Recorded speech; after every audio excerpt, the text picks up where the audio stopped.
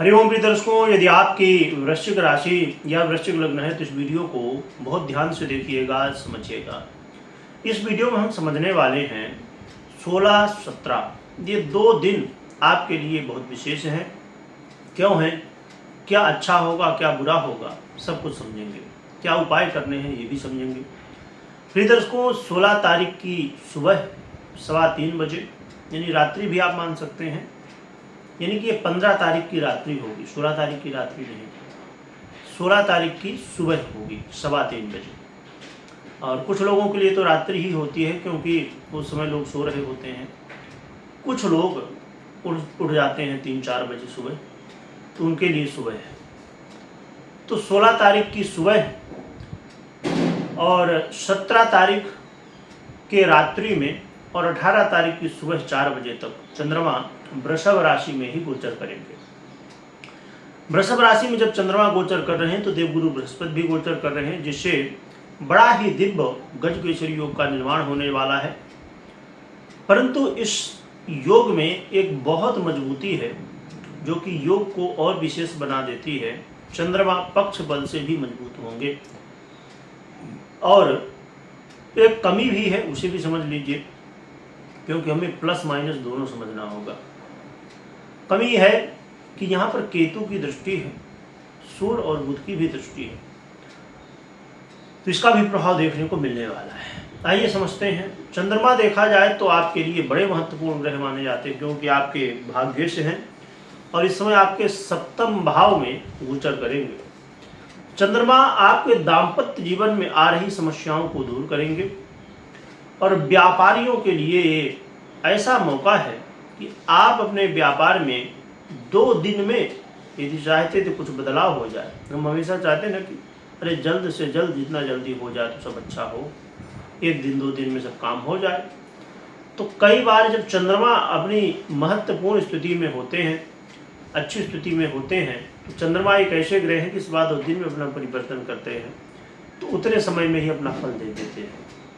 तो यहाँ पर आपको ये देखने को मिलेगा कि आपको यहाँ पर व्यापार में, और खासकर यदि चंद्रमा से जुड़ा हुआ व्यापार हो, देवगुरु बृहस्पति से जुड़ा हुआ व्यापार हो, जैसे डेयरी उद्योग हो गया, जैसे अध्ययन का क्षेत्र, विद्या का क्षेत्र हो गया, और एडवाइस देने का काम हो गया, ऐसे और भी बहुत सारे क्षेत्र, होटल इंडस्ट्री हो गई, तो इनमें कहीं ना कहीं आपको विशेष सफलताएं देखने को मिल सकती हैं।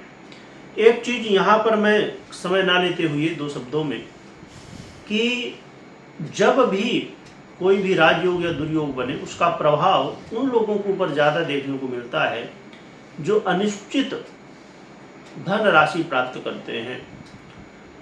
यानी कि अब जैसे व्यापारी है, उसके लिए अनिश्चित स्थिति है धन प्राप्ति की, भाई लाभ है कभी ज़्यादा कभी कम, तो ऐसी स्थितियों में विशेष लाभ उनको और भी देखने को मिलता है। जिसकी सैलरी 20,000 फिक्स हो गई है जीवन भर के लिए, तो उसके लिए लाभ मिलता है, परंतु उस रूप में नहीं, उतने ज़्यादा रूप में नहीं।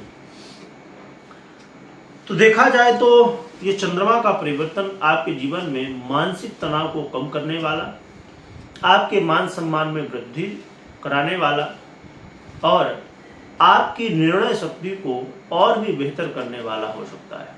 इसके अलावा आपको विपरीत का भी सहयोग इस समय प्राप्त होगा, और संभवतः यदि ऐसी स्थिति आप बना सकें या ऐसा संभव हो, तो आप अपने पार्टनर का, लाइफ पार्टनर का, यानी आप पति हैं तो पत्नी का, पत्नी हैं तो पति का सहयोग यदि ले सके अपने काम में, तो और भी विशेष रूप से आपको सफलताएं मिल सकती हैं। इस समय भाग्य का साथ मिलेगा, भगवान के प्रति, धर्म के प्रति रुचि बढ़ेगी, धार्मिक यात्रा करने का भी मौका मिल सकता है, और ये समय आपके जीवन में कई सारे बड़े और लाभदायक बदलाव कर सकता है।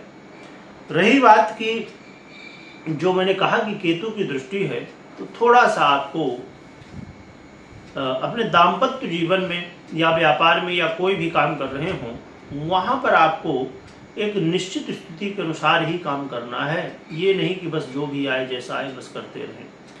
तो इस बात का ध्यान रखिए और जिद्दी नहीं बनना है आपको। सफलताएं प्राप्त तो करनी है, गलत रास्ते नहीं अपनाने। मैं हमेशा कहा करता हूं कि जीवन में यदि आप सफल होना चाहते हैं और सफल बने रहना चाहते हैं तो आपको सही रास्ते से ही जाके सफल होना होगा, ना कि शॉर्टकट, ना कि गलत रास्ते। क्योंकि जो व्यक्ति गलत रास्तों से या शॉर्टकट से सफल होना चाहता है, तो आपने भी शायद अपने लाइफ में देखा होगा कि ऐसे लोग जितना जल्दी सफल होते हैं उतना जल्दी असफल भी होते हैं। क्योंकि सफल होना बड़ी बात नहीं है, सफल बने रहना बहुत बड़ी बात है। तो इस चंद्रमा का परिवर्तन काफी लाभ देने वाला, परंतु आपको जो मैंने बातें बताई तो सावधानी अवश्य रखनी। क्योंकि आप यदि यहाँ पर गलती करेंगे तो फिर कई बार क्या होता है कि अच्छा समय होते हुए भी हम नुकसान कर जाते हैं अपना। रही बात उपाय क्या करना चाहिए, तो भगवान भोलेनाथ की खूब आराधना करिए, जितना कर सकते हैं खूब अभिषेक करिए, जो भी जैसे भी आप सेवा कर सकते हैं करिए, इससे ही आपका कल्याण होगा। कमेंट में ओम नमः शिवाय लिखिएगा, लिखने के साथ स्मरण करिएगा। और कोई महत्वपूर्ण निर्णय ले रहे हैं तो जन्म कुंडली का विश्लेषण करिएगा। वीडियो देखने के लिए बहुत बहुत धन्यवाद।